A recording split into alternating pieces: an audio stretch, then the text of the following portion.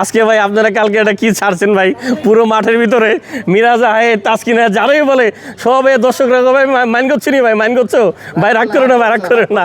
মানে পুরো আজকে পাকিস্তানি খেলোয়াড়দের বলতেছিল রেজওয়ান থেকে শুরু করে সবাইকে রাগ করছো কিনা, মাইন করছো কিনা। আসলে ওই যে বললেন না আজকে ম্যাচ শেষ করার কথা ছিল, তো আমরা ওটাই ভাবছিলাম।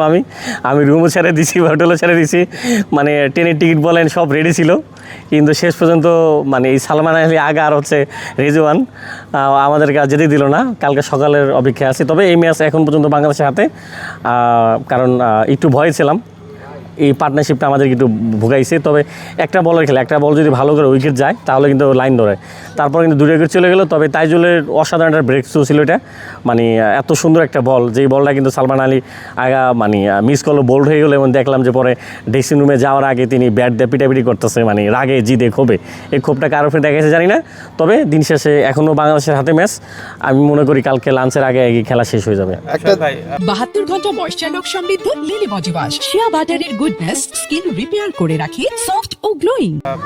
মোহাম্মদ রেজওয়ানের কথা বললেন, ওর অভিনয়টা কেমন লেগেছে? মানে ড্রামাটা বারবার পুরো মাঠের ভিতরে সবাই আসলে রেজওয়ানের অভিনয় আমরা আগেও দেখছি। এটা আসলে একটা ক্রিকেটের পার্ট, যে যখন যে কোনো দেশ যখন খেলে একটু সময় কাটানোর জন্য, টাইম পাস করার জন্য তারা অনেক কিছুই করে, অনেক দেশই করে, যেটা রেজওয়ান আজকে দেখলাম করছে। এবং রেজওয়ান ঢাকার ম্যাচ এরকমটা করছে। তবে মনে হয় না রেজওয়ান এটা সফল হবে, কারণ দিন শেষে বাংলাদেশে জিতবে। তবে রেজওয়ানের কাছ থেকে আসলেই মানে বাংলাদেশের মানুষ যতটা তাকে ভালোবাসা পছন্দ করে, মানে মাঝে মাঝে মনে হয় যে ওভার করে ফেলায়। যেমন আজকে লিটনদার সাথে কি নিয়ে যেন হাম্পিয়ারের সাথে, এটা আসলে একটু বেশি। তার মতো মানুষের কাছে এটা আশা করি না।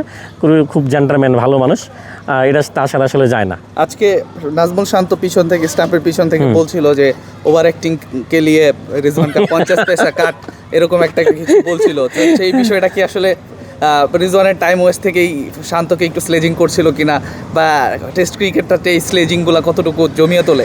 টেস্টে আসলে এই স্লেজিং সব টিমই করে কম বেশি। এটা একটা বলা যায় বিনোদন, আকর্ষণ, কীভাবে উইকেট নেওয়া যায়, কীভাবে তাকে আউট করা যায়, এটা আসলে একটা মানে টেকনিক। তাই এটা আসলে থাকবেই। তবে ওভার যেন হয়ে না যায়, মাঝে মাঝে ওভার হয়ে যায়, রেজন মাঝে মাঝে বেশি করে ফেলায়। এইটা আসলে বেশি কিছু চাই না। স্লেজিং করার পর কি শান্তর একটু বলার দরকার ছিল কিনা রিজওয়ানকে, যে রাগ করলা? আজকে ভাই আপনারা কালকে এটা কি ছাড়ছেন ভাই, পুরো মাঠের ভিতরে মিরাজ আহেদ তাসকিনা যারাই বলে সবে দর্শকরা ভাই মাইন করছি নি ভাই, মাইন করছো ভাই, রাগ করে না ভাই, রাগ করে না। মানে পুরো আজকে পাকিস্তানি খেলোয়াড়দের বলতেছিল রেজওয়ান থেকে শুরু করে সবাইকে রাগ করছো কিনা, মাইন করছো কিনা। আসলে ডায়লগটা খুবই মাঠের ভিতরে এই আলোচনা সবসময়। তাইজুল ইসলামকে নিয়ে কথা বলতেই হয়। আমরা দেখেছি তাইজুলকে নিয়ে খুব একটা আলোচনা হয় না, তবে যখনই দলের প্রয়োজন হয় তাইজুল ইসলাম ব্রেক থ্রু এনে দেন। কি মনে হয় কালকের দিনে তাইজুল ফাইফারটা কি তুলে নেবে কিনা? হ্যাঁ, তাইজুলের হাতে সুযোগ আছে, এখনও আর একটা উইকেট দরকার। আর মনে হচ্ছে যেন লাল মোটরসাইকেলটা তাইজুলের জন্য অপেক্ষা করতেছে, কারণ ঢাকাতে তিনি উইকেট নিচ্ছে। আর মানে শেষের দিকে এসে পার্টনারশিপ, মুশফিকের সাপোর্ট দেওয়া, তারপরে লিটনকে সাপোর্ট দেওয়া, এটা আমার মনে হয় যে তাইজুলের জন্য মোটরসাইকেলটা অপেক্ষা করতেছে। লালটা মানে তাইজুলই পাবে। ভাই, সিলেটের মাঠ এবং পরিবেশটা আপনার কাছে কেমন লাগে? সিলেটের মাঠ সবসময় পরিবেশ সবই সুন্দর ভাই, মানে খুবই সুন্দর। এটা তো বাংলাদেশে বলাই যায় যে 1 নাম্বার মাঠ সিলেট। লাস্ট একটা প্রশ্ন শোয়েব ভাই, সেটা হচ্ছে লাস্টের দিকে আমরা দেখলাম যে নাহিদ রানা একটা বল পিক করে ফলো থ্রুতে রিজওয়ানকে থ্রো করার ভয় দেখিয়েছিল। এই যে আগ্রাসন বা এই যে ভয়, এগুলো কি দিনকে দিন বাংলাদেশের যে বোলিং লাইন আপ বা বাংলাদেশ যে স্ট্রং হয়ে উঠছে সেই জিনিসটাই কি প্রকাশ করে কিনা? অবশ্যই, কারণ দিনে দিনে যেভাবে বাংলাদেশের ফাস্ট বলার একবারে মানে সিংহ থেকে, মানে বলা যায় বাঘ থেকে সিংহর মতো হয়ে যেতেছে, এটা আসলে থাকবে এখন থেকে। আমাদের এটা আরও অনেক আগে থেকে হয়েছে, তবে এটা কন্টিনিউ থাকবে।